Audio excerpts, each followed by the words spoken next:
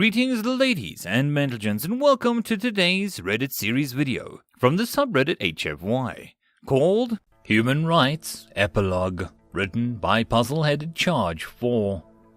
It's been a long time since I've worn a uniform. They make admirals retire at 80 these days, and I've been telling people I'm turning 85 for a few years now. The miracles of modern medicine. The uniform still fits though, if a bit tight around the middle. The spaceport is hopping with humans from every nationality, Canary, Dazargian, Zlask. The others are all rushing around, corralling their kids, clutching their luggage and chasing their flights. I'm going straight to my destination, so I'm already in full dress, which draws a few stares. The wartime decoration worn around my neck draws a few more. I still can't believe that they gave me that instead of a court-martial. It did help me claim my seat at the gate, and maybe they took pity on a poor old lady. Ha! My old-fashioned data screen chimes and I pull out of my bag a new notification flashes up. You have been added to a group chat, people I never want to see again, by Ramirez. Oh dear. Ramirez. What's up, witches? Ramirez, I got here first. Z, I'm literally like 20 yards behind you, moron. Ramirez, hey, insubordination. Z, oh, please, you retired, 15 years ago? Ramirez, 10, are you implying I look old? Davies, you are old. Ramirez, you respect your elders, Skipper. Tell him to respect his elders.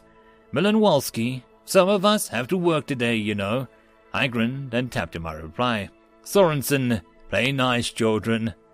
Many people are typing. It's a quick flight to Norfolk, where the Task Force 36 is preparing for departure. 3 carrier battle groups are forming up, getting ready for war games that the UN has been planning for almost 10 years. Today, on the anniversary of Armistice, the first Alliance Fleet exercise, to include a warship crewed by both human and Zelask, kicks off. Not a day I expected to see, but one I'm very glad to. In the decades since the Armistice, humanity has been busy. We caught up to the Zelask in technology about 20 years ago, but we've been scaring the crap out of the galactic establishment since the day when Ambassador Sampson, admittedly a little salty, even by human standards, stormed into the Galactic Council, glared down the assembled aliens of the Milky Way galaxy in all their advanced and awesome glory, and demanded, "So, which of you yelly-belly bastards wants a piece of us next?" The idea delegation fainted. Humans can have long memories when they feel like it. Just ask the security guard around the Temple Mount of Jerusalem. But they can also look past the great deal, especially if something happens to motivate them. Something like the fact that the Council briefly wondered whether the race capable of beating up the Zelask wasn't too much of a threat to let sit around developing antimatter warheads and 3-stage annihilation bombs and other such toys. Under their suspicion, our own exhaustion from the war, and the surprise sort of pleasure that our new brothers in blood genuinely wished to ally with us, we played, and if not always nicely, at least civilly. The centerpiece of that effort was the Alliance Defense Force. While the Zelask High Command and the human UN still maintained ultimate control over their own militaries, in an attempt to better present a united front to the galaxy, they had decided to establish an integrated command that would have human and Zelask forces share missions. As it turned out, we got along pretty well, especially when there were pirates to hunt. So now, they've decided to take the idea a step further and see if they can integrate the ship. Given the symbolic significance of the day, they invited anyone who feels any connection to the peace process. You can hear the capital letters when they mention it, and add a reunion, more capitalization, to the organizational cluster that is already bound to be. Not that I'm complaining, I am a civilian, and I get sit back, relax, and watch the show. The scramble of the base trying to get everyone to where they're supposed to be reminds me of the craziness of being repatriated. A bunch of desperate officials trying so hard to herd everyone to their proper places, with no real hope of succeeding. Eventually, I get up to the Galley C Dock 3. The huge space is packed full of humans and Zelask, jabbering away at each other, to their friends, to themselves. Most are older in dress uniform, but many have brought their families as well. A buffet is under the withering assault along the side wall, and floor-to-ceiling windows offer a panoramic view of the battle group 3 below us that as gradually gets into formation against the brilliant backdrop of the sparkling stars. I wind my way into the crowd. I see a middle-aged Zelask, eyes and a lovely violet, introducing his family to an older man, who kneels down to greet the shy hatchling with scales of royal shaded blue. I run into Dew and Stanley, who'd captained the Hammerhead and the Virginia, respectively, in the battle group that I'd been assigned to when I was captured. Stanley had the most tons destroyed. I got the longest reactor shot. I chatter with them, admiring Dew's latest macam, scoffing when he claims that he can work off 2 normal hands. 3 of Stanley's 6 kids were here. 3 are somewhere with the fleet. His eldest is commanding the McCampbell below us. I sneak off when they restart their argument about the arcane tactic they kept tinkering with during the war. In my opinion, they both have a faulty grasp of exotic fission triggering. In the prime shot in the front right corner, in the both tremendous view of the close quarters of the buffet, there are the survivors of the human war internment 17. We whistle and roar and trade insults with each other, jumping around and acting like we're 20 years younger in our excitement. A few are absent, too busy to come, or winnowed away by accidents, illness, or age. Standing close to the window, absorbed in every detail of the activity, vermilion scales duller, garnet-like eyes dimmer, imitation of a human smile on his stupid face. It's the Commandant. I shush Z, who is drunk and trying to profess her undying love for a number of things, and go up to him. I've lost a little height, and so has he, but his bastard is still more than 2 feet on me. You're looking well, you lizard, I grin. Likewise, you gopher, he grins back. He read a while ago that gophers were a small earth mammal that dig tunnels and cause problems. And since to him we are all small earth mammals that dig tunnels and cause problems, he'd taken to calling us that. Z lurches by again. She doesn't normally drink, and that's not handling the exception well. Pursued by the cackling Dawson and Stinger, someone's gonna break a hip. We've kept up with each other over the years, more so as we've gotten older. We were busy enough at first, and to be perfectly honest, remembering that period of my life was not something I was eager to do. He had kept me in a cage, but he'd also taken the greatest leap of faith on my species anyone ever had, gambling that if he upheld his end of our treaty, we'd upheld ours. He once explained that decision to me. He said it was a mixture of fear of what we would prove capable of if the rules were thrown out, an inherent tendency to follow the law, and because he thought he'd seen something in the aliens, so full of surprises, worthy of emulation. He deserved credit for it. Also, we had one hell of an experience at working together. It was one of those things that you couldn't do without becoming some sort of friends, and as the world changed to where we weren't sure we recognized it anymore, it was nice to talk to someone who remembered how things had been. It was something valuable. You try not to throw that away, even with reason. Neither of us had any kids or spouses, for that matter. Too busy. But it's something else to see human children and Zelask hatchings chasing each other around, gorging themselves on desserts from the buffet, slowing down and behaving for 2 seconds after a parent barks or hisses a rebuke, and then taking off again. We look out the windows at the spectacular view. Assembling a battle group is a massive endeavor, and it's terrific to watch. The frigates and destroyers slip along the flanks of the formation like dolphins playing around whales. I briefly catch sight of one of the stealth ships as the sides under the lights of the dock, a slightly more solid nucleus of shadow against the blackness of space. I think she might be a needlefish, but she could just as easily be an Akula. God knows I can't tell them apart. The dreadnoughts have already pulled away from their berths, and the cruisers are starting to follow suit. In the center of all of this activity, the reason for its existence is the carrier. She's the Enterprise. The first ship named Enterprise to take service for the United States did so in 1775 on Lang Champlain, stolen from the British when her new country was still an idea. After the Battle of Midway, she was the most important ship in the world. The Enterprise was the first carrier to meet the waves of a nuclear power, the first warship built by a Drazer drive. She fired the last shots in the first Martian War, helped back up the Eastern Prophecy block, and became the most decorated vessel in human-Zelask war. Now, she's the first Alliance fleet warship to carry a mixed crew. It's fitting. It's just about every possible way. I spot the sly Forrester, still as 6'6" and a rail thin as ever through his hair, which he always complained he were trying to turn grey and was now white. The wartime Enterprise's captain, looking out at his successor with fondness in his eye and criticism in the other. I grinned to see the old stick insect still looking for anything to improve. The years had been as turbulent as they'd always been. Some people adapted quickly, some were still living at 1,000 different points in the past. There were screaming and complaining and partisanship and endless trouble and strife. Humanity's business as usual.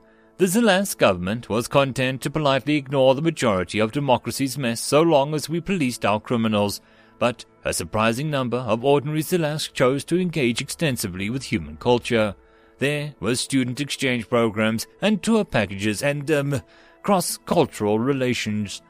The rest of the FTL community still doesn't know what to make of us.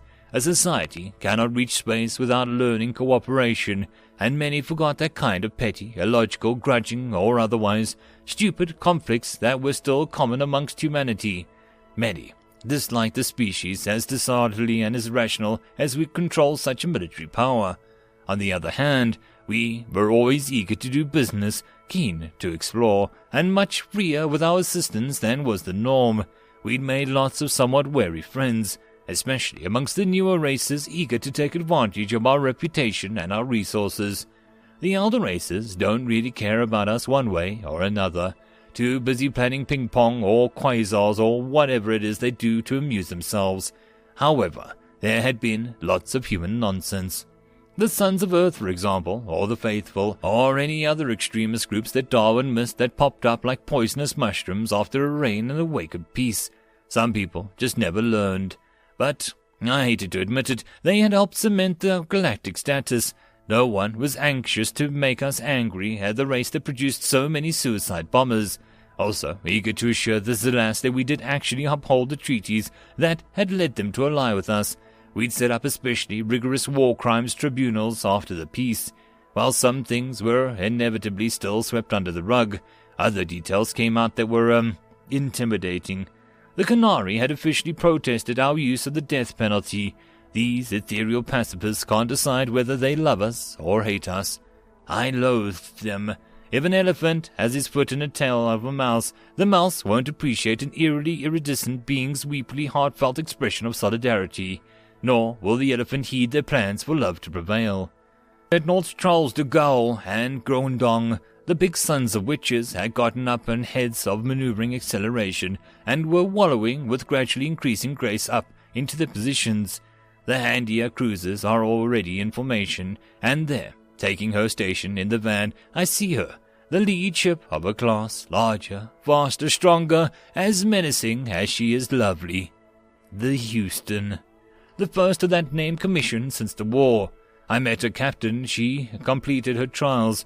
He told me that aboard there was a piece of steel armor plating recovered from the wreck of the cruiser that went down, guns blazing, in the Pacific, tungsten carbide shielding from the preserved blockade runner who'd shown a clean pair of heels to furious Saturn separatists, and a fusion-smelted duratitanium removed from the wreck of the ship that brought the Enterprise another day to fight. My throat closed to think of her, drifting eternally through the infinity, manned by 200 souls still on patrol. I remembered my exo, Danny Beach, the closest thing I'd had to a friend during those wild days. He was standing in compartment 27, deck 5, when a plasma bolt tore through it. Etched on a plaque overlooking the relics is a quote from FDR, renaming CL-81 in 1942. There will be another USS Houston, and yet another USS Houston, if that becomes necessary, and still another USS Houston, as long as American ideals are in jeopardy.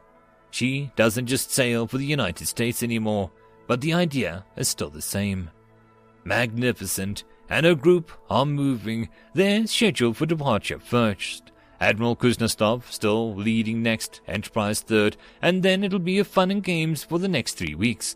4 species are participating, the hosting humans and their Zalask allies, Dragzoon, a commerce-focused race eager to learn our anti-piracy techniques, and the fish, relative newcomers like us, who thought it was nothing short of hilarious that their names were also English word for aquatic animals. They want our protection, having never waged their kind of wars with which humanity's history was so glutted. Their diplomats spent a lot of time buttering ours up about the strength of humanity, but I wonder if they really grasped the ghastly price of such a reputation. I'd seen and done more and enough during my war, a comparatively civilized one, to give me nightmares for the rest of my life, and a brush with painkillers trying to control them. We knew so much more about PTSD than we used to, but some of the human psyche would always defy catechism or understanding. I was lucky, as fantastically lucky as I've always been over my life. I sought help, and I hadn't taken pills in decades. A few faces that had been here today were absent because of them. Looking out at the fleet, I wondered for the upteenth time if it was worth it, if anything could ever be worth it. I knew the answer, of course.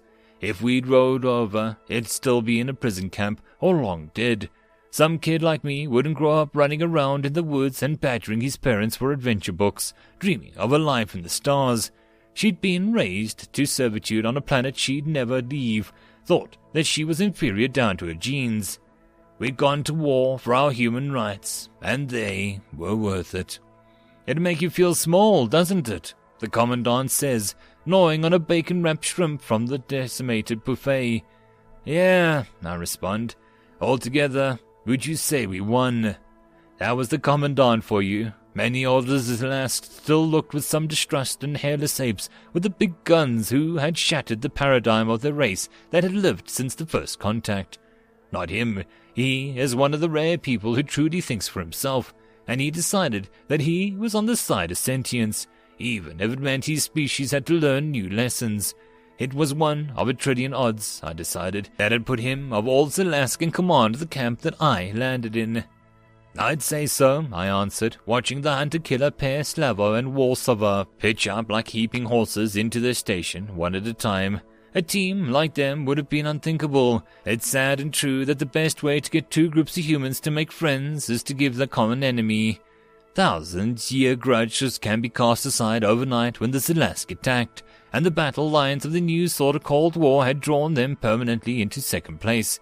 There's still a thriving fringe of the terrorist groups, and even the mainstream resentment festers, as I imagine it always will. But it's been subordinated. It is being called progress, I suppose. We've moved so fast and so slowly. Fricking humans. Politicians and other people with too much rank and too much self-importance, both human and Zalask, give entirely too many speeches praising progress, unity, courage, tolerance, and every other gratuitously malfurious noun that they can think of. There's another thing that they'll never change. At least, there's the buffet. I nibble my way through an alarming amount of pie while the speakers are emitting carbon dioxide. A few are actually eloquent, with some well-chosen words about what an achievement today is, and how much work still lies ahead. One of the old wartime ambassadors, standing with the assistance of an exobrace, speaks about the sacrifices made to bring us here. They finally quit talking, and the music resumes. More than any other single factor, the thing that has done the most to make this alliance work is the Zalask's love for human music. They didn't really have music or any art besides drawing themselves, as such things were considered frivolous. But under the protection of the Brotherhood of Blood, the Zalask were free to partake in our arts and entertainment with their honor intact. However, strange or alien it seemed otherwise, they reacted to our music exactly as we did. So today, they were playing songs from all periods of human history that describe the emotions today invokes. I think the goal is to make someone cry. True love weighs, and the wind of change misted more than a few eyes. Human and Zalask. We're at a stage of life where we're beginning to no longer be able to work for things and have to start hoping for them. We gave these kids what we had to give, and now it's their turn to do what they will with it. I just hope they do better than what we did. And I think they will. Could someone from, I don't know, the 21st century have imagined this? Back then, the UN was a joke. Crimes against humanity went unpunished. Extremism was an even bigger problem than it is now. The Geneva Convention might as well never been written in most places. FDL and cold fusion were still science fiction, and we thought we were alone in the universe. Crap, could a medieval peasant have imagined this? I have faith. A wave of excitement sweeps over the crowd and the carrier starts to pull back, lumbering into life. I clap and yell along, the sense of anticipation surging up like a tide. The name Enterprise means a lot. To be human was embarked on the Enterprise, watching the buffalo get away and deciding next time that there'd be sure a way to get food, wondering if there wasn't a way to get the task done with less damaging, less difficult, coming to something to make tomorrow better, easier, happier. Enterprises gave us the tools we do everything else. All the compassion in the world won't heal the sick as well as antibiotics, and the courage alone won't drive off enemies as effectively as railguns will. Enterprise encompassed both halves of our capacity. It merely provided the tools which could then be used for all the good or for all the evil in human hearts can hold. The ships named Enterprise in the past had embodied the namesake at the forefront, driving into some dim, dreamed-of world, making it real for the rest of us. So she was again, the first warship to be ever crewed by humans and Zalask, and, escorting her, moving agilely with some momentum built up, the Houston. For a moment, I wished as hard as I could to be aboard her as I would wished to be home during the war. My time was coming to an end. My story drawing to a close. So many here today were just beginning. Sure, the big fluffy ones, human-Zalask cooperation, international relations, human galactic standing. Small ones too. The 18-year-old sailor away from the solar system for the first time. The captain taking the first command. The person confronting the alien across from him. I wished powerfully to be able to join them, to not be left behind. But as suddenly as it came, the feeling passes. I'm old. I'm tired. I've years left, but they'll be spent in a slower pace. As I've watched the formation of wheel and ponderous grace towards the jump point, I wonder how the stories we'll begin today will end. I suppose I'm going soft in my old age, because I just can't muster up the kind of corrosive worry that consumed me when I was younger. Instead, I feel calm, peaceful. I can't explain it. I know how serious the problem besetting my species are. I know that another threat is bound to present itself from within humanity, a council species or an interstellar left field, but for some stupid reason, or no reason at all, I have faith in my moronic species will have the capacity to endure. I shake my head and laugh at the thought and share with the Commandant and get the look from him that he always gave me when he found a new facet of humanity to chew on. It is a paradox, he emphasizes, tail ringing in excitement. Oh, another one, I say pleasantly, earning myself a flat look. Listen, human, it's a self-fulfilling prophecy, huh? My stunning eloquence is second only to my lightning perspicacity. The Commandant's eyes glittered. When you were confronted with a choice, a truly important decision, you did what you thought was best, not what you imagined would be the most acceptable to your superiors or to your society. Did you not tell me this? You said that it was your consolation, that even if you were punished for your decision, you would know that you did what your conscience commanded and your faculties allowed. You called the ability to do this a measure of a man. You said you hoped that when you eventually had to explain yourself to Zaya, you would measure up. Yes? I say awkwardly, wondering if I sounded insane spouting my idiot opinions as I did in his recap. So, the Commandant continues eagerly, you have faith in the ability of the human race to endure, but only so long as it remains human, by upholding its human responsibilities and exercising its human rights. He looks indecently pleased with himself. I just grumble at him because he's right. Humanity is dictated by the individual's actions, not their DNA. That I was having this conversation was proof enough of that. While the two of us old farts had been nattering about philosophy, Magnificent and Admiral Kuznetsov had made their escort have departed, and it's almost the Enterprise's turn. The crowd is bubbling with excitement as her group passes by, looking strong, nasty, and almost invincible. I know that is not the case. I've seen ships like these turn to tinfoil, even down to tearing a few times myself, but today it all seems far away. Watching them, I feel myself getting swept up in the moment. We'll never change our course, so vicious foes steer shy. The boisterous crowd holds its breath as the ships reach its jump point, seem to elongate, exhaust ports glowing with a furious brilliance, and then, with an abruptness that hurts the eye, they're gone, traveling faster than the speed of light. Quite a few people are worried about how the war games will go, whether the humans will hold their own, whether species with different cultures and customs can work together, whether former, bitter enemies can go armed in such close quarters and not try to settle all scores. Me, I'm grinning like an idiot. I have faith. End of chapter and end of story. And that, my friends, concludes this video. I hope that you enjoyed. If you did, please consider supporting the author from the link down below. Otherwise, if you wish to support this channel, there are numerous ways to do so, like liking, subscribing, and possibly even becoming a patron. Otherwise, the easiest way would be to share. And until the next video, I hope that you all have a good one, and I'll see you then. Cheers.